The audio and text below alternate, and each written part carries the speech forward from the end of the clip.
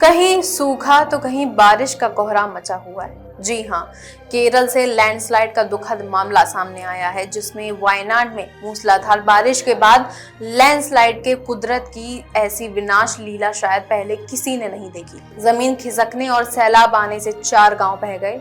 जिले के मेपंडी, मुंडक्कई, चुरमाला, अत्तामाला, नूलपूझा जैसे इलाकों में जबरदस्त बारिश के बाद भूस्खलन होने से कई बस्तियां मलबे में दब गईं। बता दें कि केरल में हाल ही में एक घातक भूस्खलन हुआ, जिसमें 120 से अधिक लोगों की मौत हो गई और लगभग 100 से अधिक लोग लापता हो गए हैं। ड्रोन से ली गई तस्वीरें बर्बादी का मंजर बताने के लिए काफी है। चारों तरफ कोहराम का माहौल छाया हुआ है। भूस्खलन में मरने वाले लोगों की संख्या लगातार बढ़ती जा रही है। मलबे में अभी भी लोगों के शव लगातार बाहर निकल आ रहे हैं और कई लोग अभी भी मलबे में दबे हैं। हादसे में 116 से ज्यादा लोग गंभीर रूप से घायल बताए जा रहे हैं। सेना, वायुसेना और नौसेना तीनों राहत और बचाव के काम में जुटी।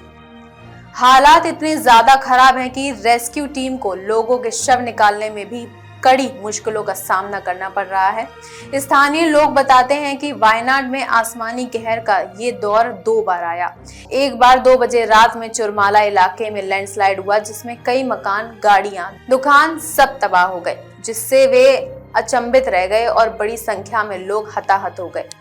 एक वरिष्ठ जलवायु वैज्ञानिक के अनुसार अरब सागर के गर्म होने से गहरे बादल बन रहे हैं, जिसके परिणाम स्वरूप केरल में अत्यधिक भारी वर्षा हो रही है, जिससे भूस्खलन का खतरा बढ़ रहा है। उन्नत वायुमंडल रेडार अनुसंधान केंद्र के निदेशक एस अभिलाष ने पीटीआई को बताया कि सक्रिय मानसून के कारण हुई भारी वर्षा से मिट्टी संतृप्त हो गई, जिससे स्थानीय स्तर पर भूस्खलन हुआ। मुख्यमंत्री के मुताबिक जिस जगह पर यह भूस्खलन हुआ वह उच्च जोखिम वाले आपदा क्षेत्र में आता है और वहां लोग नहीं रहते। स्थित पुलिस मुख्यालय में एक विशेष 24 घंटे का नियंत्रण कक्ष स्थापित किया गया है।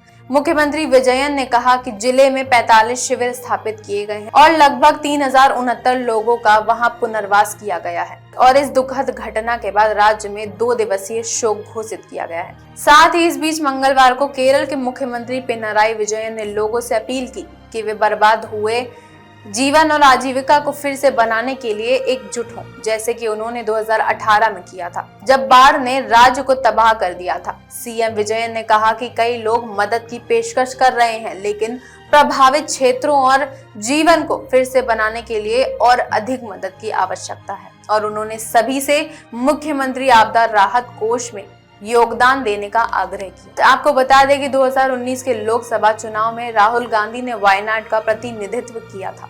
इस बार के चुनाव में भी वह रायबरेली के साथ वायनाड से भी चुने गए थे, लेकिन उन्होंने केरल के इस क्षेत्र से इस्तीफा दे दिया। अब वायनाड से उपचुनाव में उनकी बहन प्रियंका गांधी वाड्रा कांग्रेस की उम्मीदवार होंगी। फिलहाल इस सीट पर कोई सांसद नहीं है, इसलिए राहुल संसद में वायनाड भूस्खलन का मुद्दा जोर शोर से उठा रहे हैं। गरिमा राठौर, द पेज 19।